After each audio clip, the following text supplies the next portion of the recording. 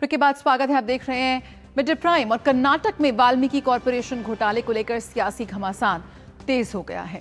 BJP ने मंत्री B Nagendra के इस्तीफे की मांग को लेकर कांग्रेस सरकार के खिलाफ मोर्चा खोल दिया है। सोमवार को बीजेपी और जेडीएस नेताओं ने बेंगलुरु के फ्रीडम पार्क में प्रदर्शन के बाद विधान सभा की ओर मार्च किया। प्रदर्शनकारियों ने विधानसभा परिसर में प्रवेश की कोशिश की, जिस दौरान पुलिस और बीजेपी कार्यकर्ताओं के बीच बैरिकेड्स पर धक्का मुक्की हुई, जिसके बाद प्रदर्शन कर रहे भाजपा नेताओं और कार्यकर्ताओं को पुलिस ने हिरासत में लिया।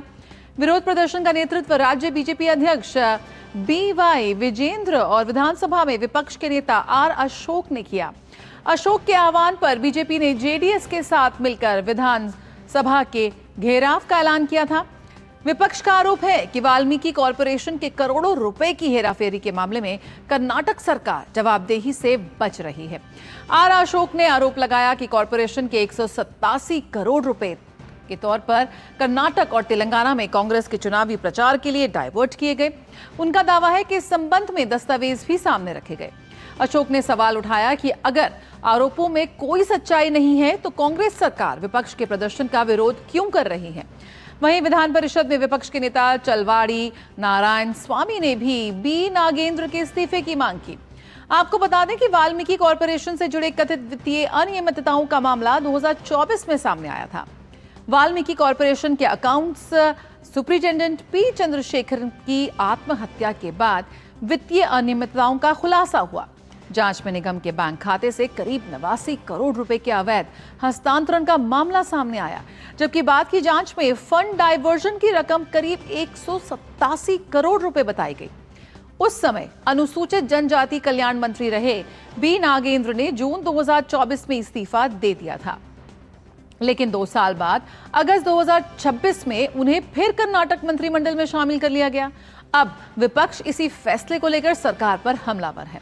कर्नाटक के गृह मंत्री प्रियांक खड़गे ने वाल्मीकि घोटाले को लेकर बीजेपी की विरोध प्रदर्शन की आलोचना की और विपक्ष को विधानसभा में बहस की चुनौती दी।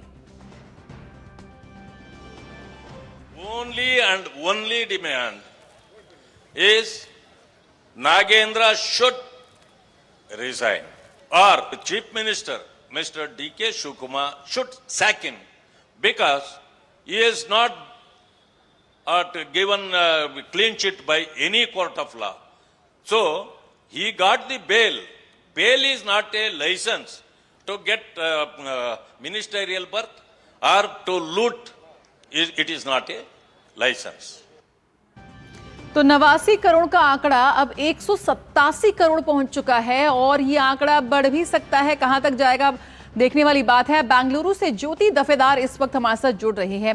ज्योति, यहां पर जो घोटाले का आंकड़ा है वो बढ़ रहा है, एक आत्महत्या हो चुकी है, क्या कुछ अभी अपडेट है? किस तरह से इस पूरी स्थिति को लेकर बैकफुट पर नजर आ रही है सरकार?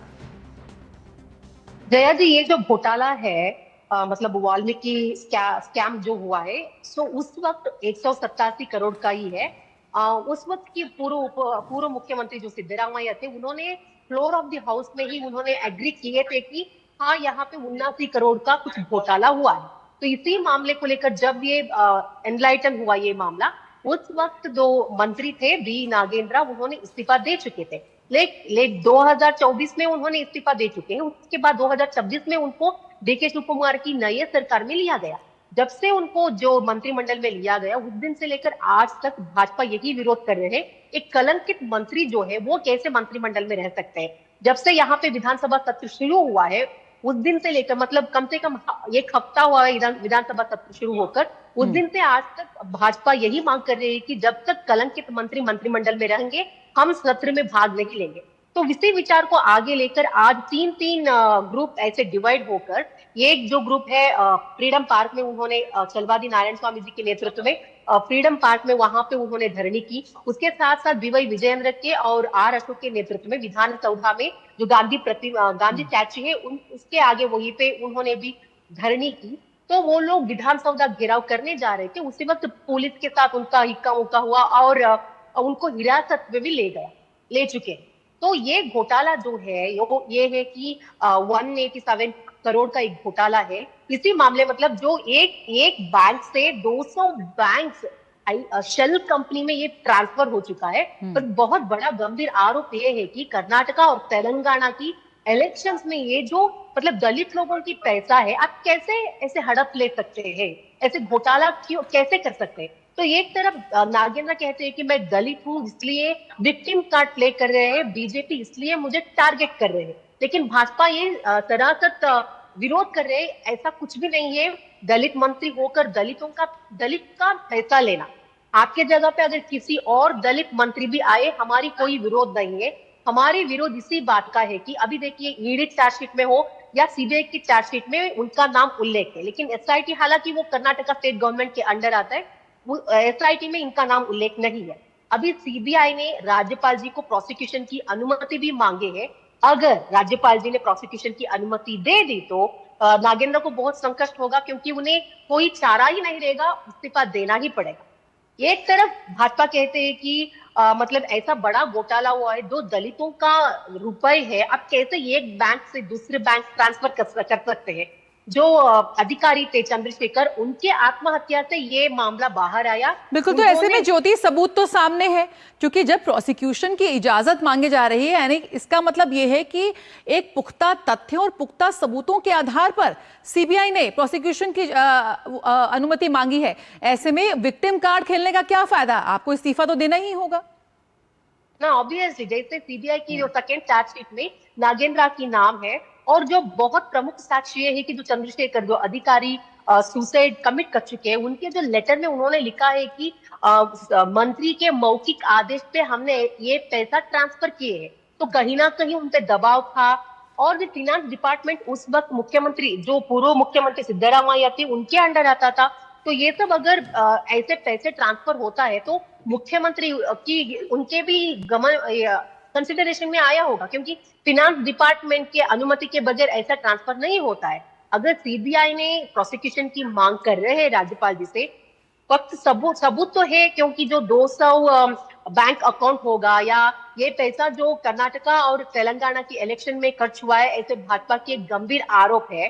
तो ऐसे कलंकित मंत्री को फिर से एक बार कैबिनेट में लेना, ये क्या संदेश दे रहा है? बिल्कुल बिल्कुल। ऐसे में ज्योति, यहाँ पर अब जब विपक्ष का घेराव और आक्रामक और वो हो रहे हैं, घेराव भी हुआ विधानसभा का, क्या कुछ अभी इसका एक बीच का रास्ता निकलता हुआ, क्या सरकार की तरफ से कोई, राज्य सरकार की तरफ से कोई कोशिश यहाँ पर है कि काम चालू रखे, या उनकी तरफ से क्या कुछ प्रतिक्रिया यहाँ पे सामने आ रही है? एक्चुअली राज्य सरकार के मुख्यमंत्री डीके शिव कुमार से लेकर जो आदि जो मंत्रियां हैं, वो सब नागेंद्र की समर्थन में ही आ रहे हैं। खुद मुख्यमंत्री डीके शिव कुमार जी ऐसा कह रहे हैं कि मैं ही खुद बेल के ऊपर बाहर हूँ, कुमारस्वामी भी बेल के ऊपर बाहर है। तो मतलब कहीं पे भी कोर्ट ने उनको दोषी नहीं पाया है, एसआईटी चार्जशीट में उनका नाम नहीं। देखिए कैसे एक मुख्यमंत्री हो या दूसरे मंत्री हो, कैसे उनके समर्थन में आ रहे हैं। मतलब घोटाला तो हुआ है, खुद पूर्व मुख्यमंत्री सिद्धरामैया जी ही मान चुके हैं कि 79 करोड़ का हुआ है घोटाला, तो थोड़े थोड़े पैसों की रिकवरी भी हो रहा है।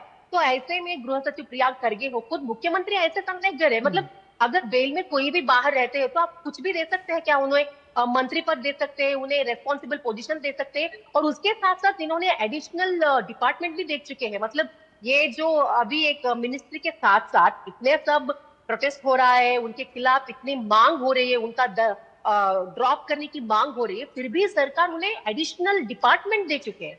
तो देखिए सरकार के समर्थन का कैसे समर्थन कर रहे हैं एक कलंकित मंत्री को। तो यहाँ पे सरकार ये नहीं कह रही कि हम नागेंद्र को छोड़ेंगे। अगर राज्यपाल जी प्रोसिक्यूशन को अनुमति देते हैं तो कोई चारा नहीं रहेगा, नागेंद्र को इस्तीफा देना ही पड़ेगा। बिल्कुल, बहुत बहुत शुक्रिया ज्योति फिलहाल इस जानकारी के साथ जुड़ने के लिए। तो यहाँ पर घोटाला हुआ है, ये बात मानी गई है, सीबीआई की चार्जशीट भी फाइल हुई है, लेकिन इसके बावजूद